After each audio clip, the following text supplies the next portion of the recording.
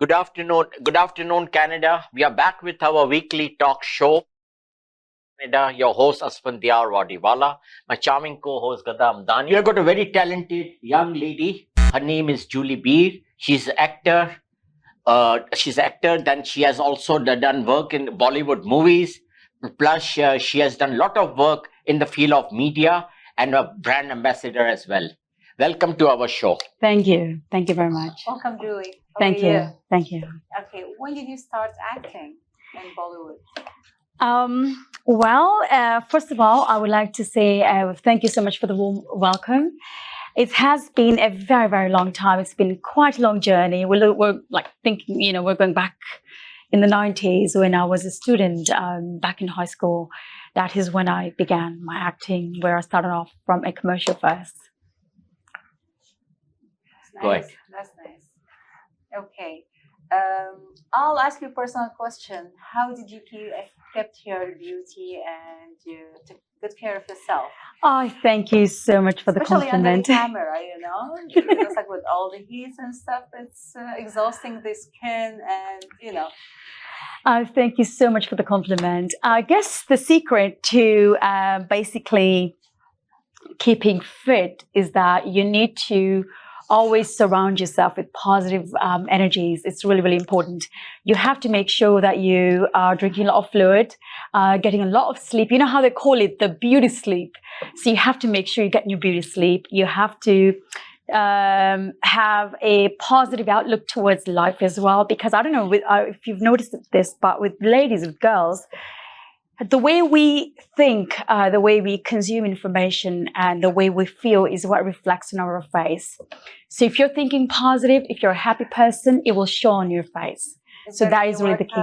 Any yoga, anything, or just? I do work out, and thank you for bringing that up. I do work out, I exercise, I do Zumba. As a matter of fact, one of these days I will show you, I've got some injuries in the back. For which I had taken some pills. That was from exercising at the gym, and I do love meditation as well. It's really important. Lovely. Okay, Julie, last we met was, I think, so around 2013 or 14, 2013, 14. It's 8-10 years ago. It was quite it's a long time. Long time. And that time also, I remember we did one local TV. Yes, with we you. did. I just recall. And that TV is no more. It has had a natural death. So anyhow, what are your current activities in London, UK? Well, there is really, I have taken a time off of acting for a few years because I have been traveling quite a lot.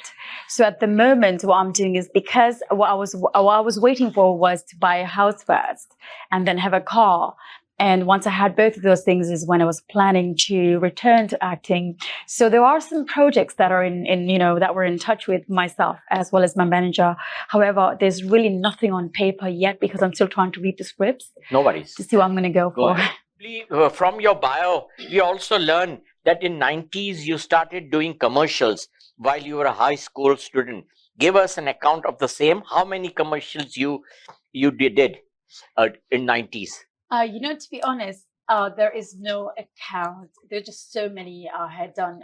First of all, I was very young. I was in my teens. My first ad, I believe I was in the early teens. One of my aunt's friends, she owns a jewelry shop. She had seen me come out of school one time, and she called my mom and she said, "Can we have your child work for us in this was a jewelry shop, a commercial." So that's how the whole journey started.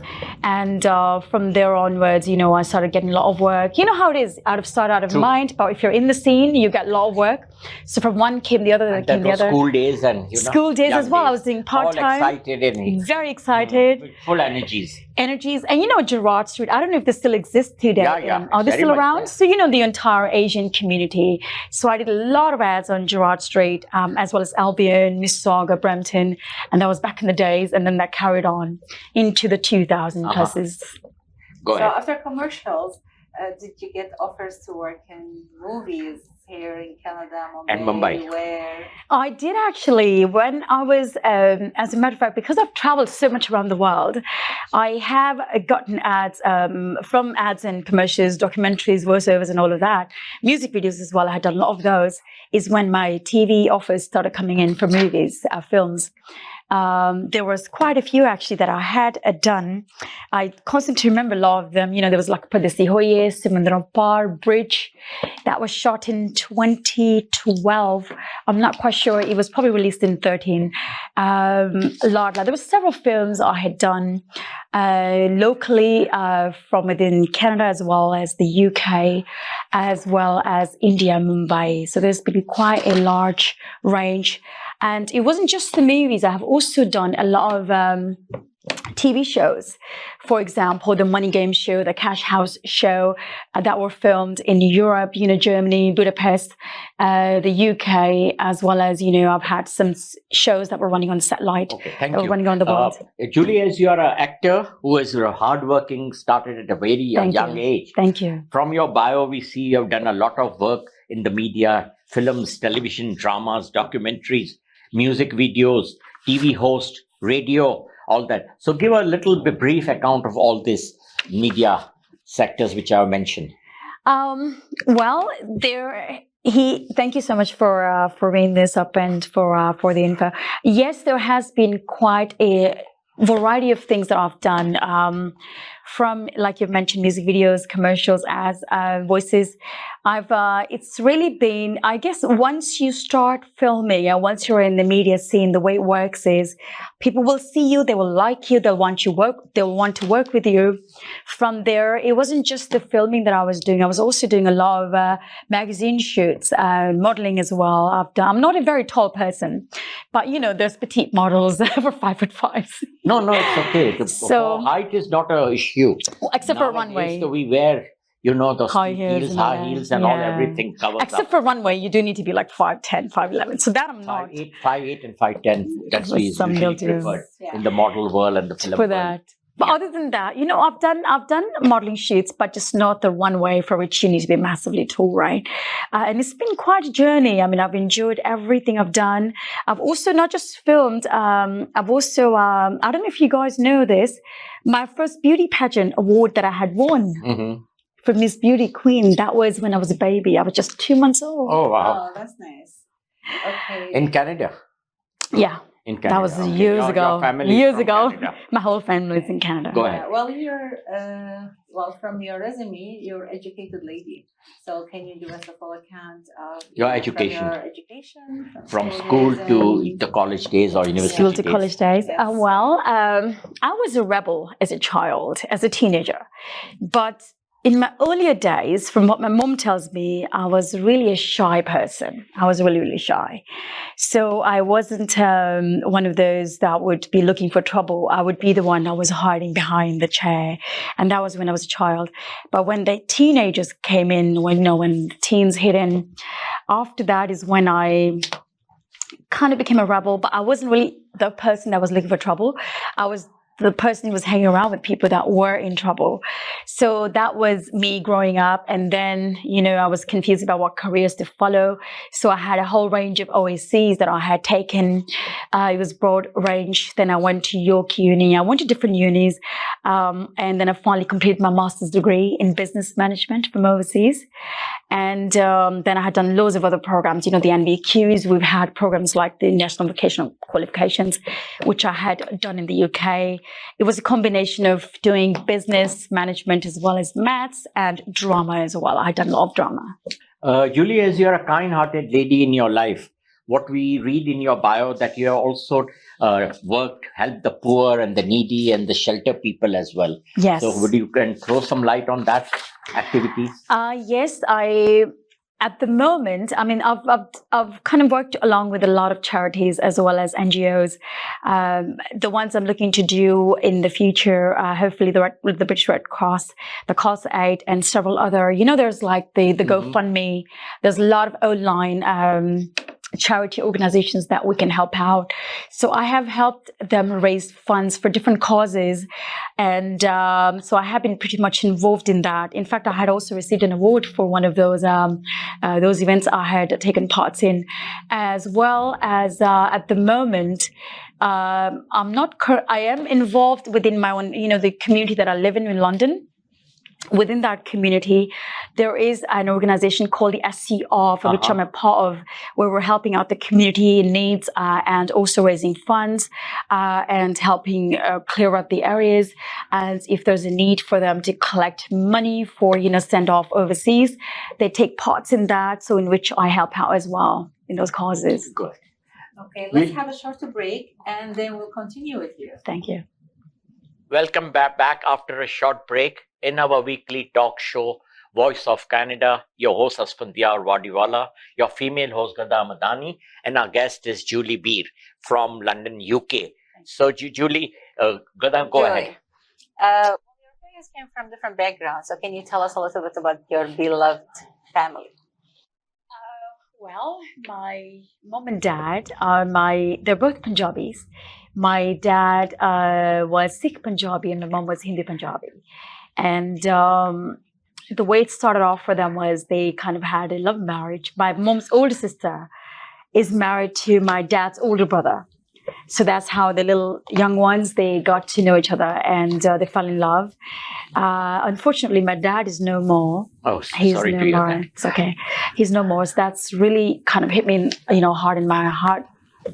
And I do have two younger brothers and an older sister. And beautiful family. They're not into social media, but so they are in Canada. All are in Canada. They're all in Canada. All are. So my brothers, my family is not really into social media, any of that. So they kind of stay away from that. But my mom sometimes go on there, like on Facebook and stuff on YouTube, but she doesn't quite watch. Or they're not really too much of proactive as I am in the family. Okay, Julie, as you have started your journey in films, media, give any tips to our upcoming stars who wish to enter this media of films and commercials and advertising and whatever field we call it. So what tips you would give to the new starters? The one and foremost tip that I will give them is to never give up. Practice your craft. You have to perfect your craft. Don't give up on trying. The reason a lot of people fail is because they give up very quickly. That's the key. You don't give up. You carry on doing your goals.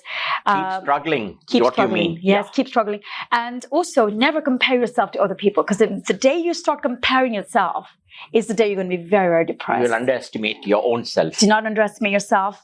And also, like I always say, that you have to self-motivate. And that is the key. You have to motivate yourself. You need to make sure that you're surrounded by positive energies, because energies are contagious. I always say that to everyone. They are contagious.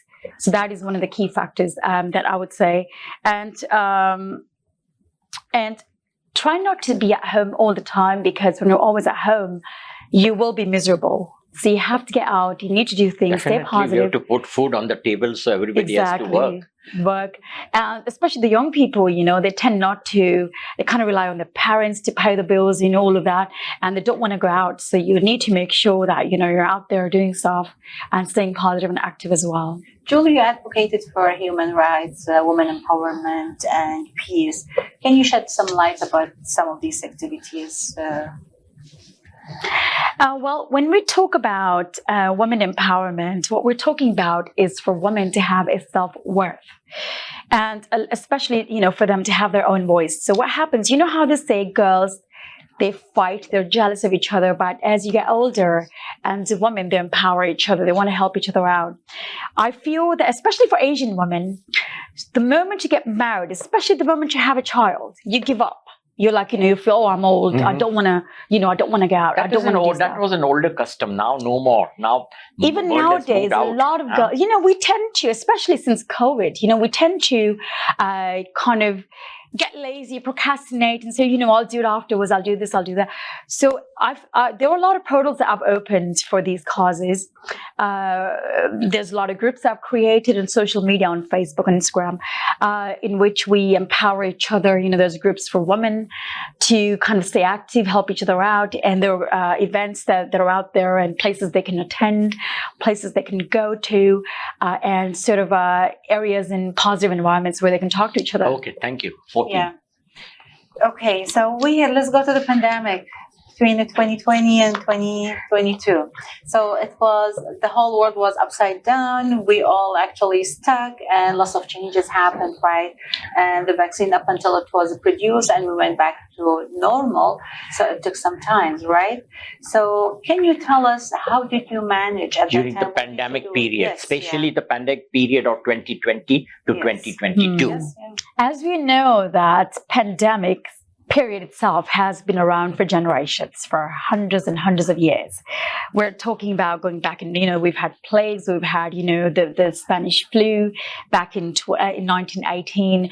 They've been around, HIVs, Ebolas, and all of that. They've been around With forever. AIDS and SARS and Yeah, lots of SARS and all of pandemics that. came, but the thing was they were not so drastic what we saw with COVID-19. Yeah, because we we've lost been thousands around. of people around the world. We lost. Even, if you go back in 2018, because there was no vaccines made as we have now, there were over, I believe, 50 million people that had died. Massive amount number. But just now also, which is a lot huge, less. huge. Yeah, the loss was a lot much less. bigger. And, the funny thing is the symptoms are so close to having cold, flu, as well as pneumonia. So it's like you can't even tell whether it's really COVID or whether you've got the cold and the flu virus. And as per your question about what did I do during that time? During the pandemic, I spent specifically. my time helping my neighbors. I went on some live streaming apps where I kind of tried to stay, entertain everyone around us, because everyone was locked in the house and we weren't allowed to go out. And I purchased a large number of, sanitizers, the big ones, and I helped share them around with other people, and also helped spread the words to let people know that they need to stay indoor, don't go out, stay at home. And You created an awareness. Awareness, a lot of awareness during that period. Okay. Julie, my question continues about the COVID period only, but now let's talk about the post-COVID period of 2023 to current 2024. Still, we are facing so many issues and problems in our lives due to COVID. Mm-hmm. So would you like to discuss those problems? Absolutely. First of all, I've been very fortunate not to ever have COVID, as well as my whole family. We've been around people that have had COVID, but I've been very lucky not to be attracted to the virus. I've had I was fully vaccinated because we traveled a lot, and because of that, so I was fully vaccinated. And I have had, because I've had to travel a lot in Africa as well as Europe, for that reason, it was by law that you had to be vaccinated. So we were fully vaccinated. And in terms of, I believe, for example, in Europe, in the UK, the whole norm about, wearing masks isn't as popular as, it's not really there. Even in hospitals, I was in hospital just prior to coming back to Canada when I had the injury. There was really no one wearing masks anymore.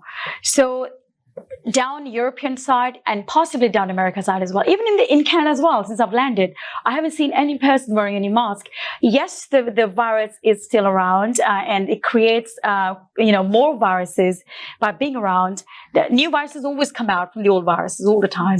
However, it has kind of calmed down now. The whole situation has been calmed down. So it's not as much as it was back in the days. You were looking at, back 2019, 20, and 21 as well too.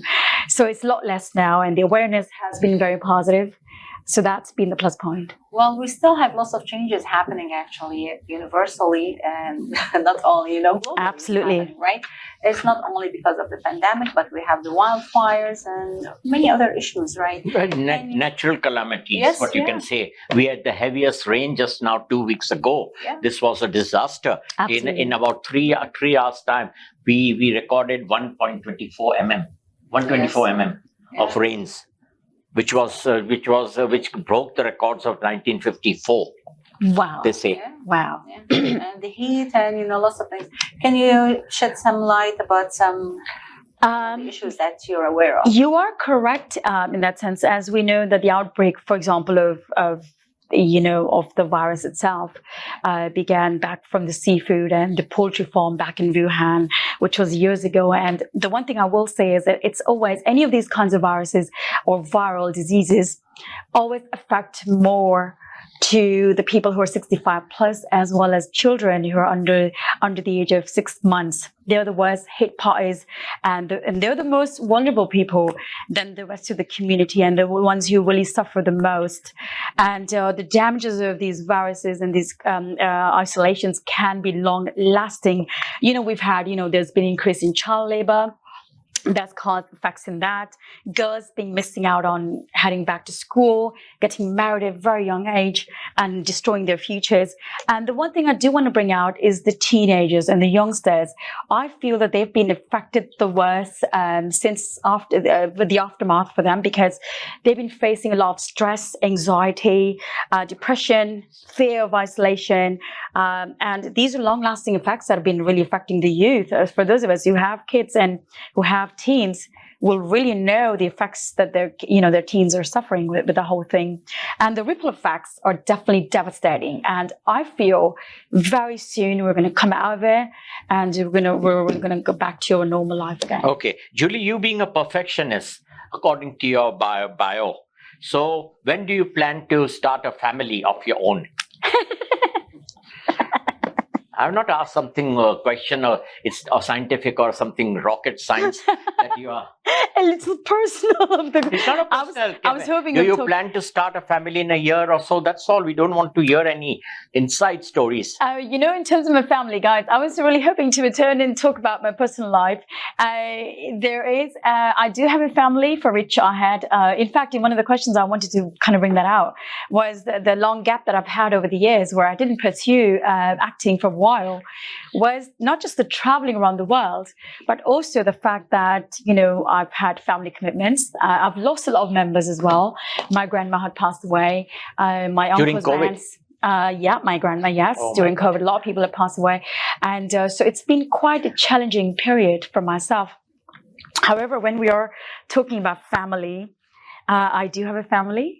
For that, you guys will have to watch my IG stories. From there, you can get a lot of information about who my family members are, because we have links, we have collaborations where you can watch them. For that, I will ask you all to kind of head on there to get more information about my family. Okay. Julie, as a Canadian British actor of India descent, and you know several ethnic languages, and of course you're fluent in English, reading and writing. Tell us which ethnic language you'd like to work with and promote in your commercial films and additional, what are the added languages you know? Thank you for being there. But I wish I knew Arabic. I do speak Hindi, Punjabi, Urdu. Punjabi च करिए गल थोड़ी जी. You were saying Punjabi च सत श्री अकाल जिंदगी से पहले हिंदी में भी बात करते हैं. भाषाएं तो आती हैं, उर्दू भी आती है, अंग्रेजी भी आती है. So in terms of me selecting what I want to do as an actor, honestly, I'm very open. I'm open to doing any languages. In fact, I would love to do other languages, Spanish, Italian, South of India, we've got Gujarati, Bengali, Tamil. I would love to explore. They've got lots of ethnic languages in India. In India, thousands of them.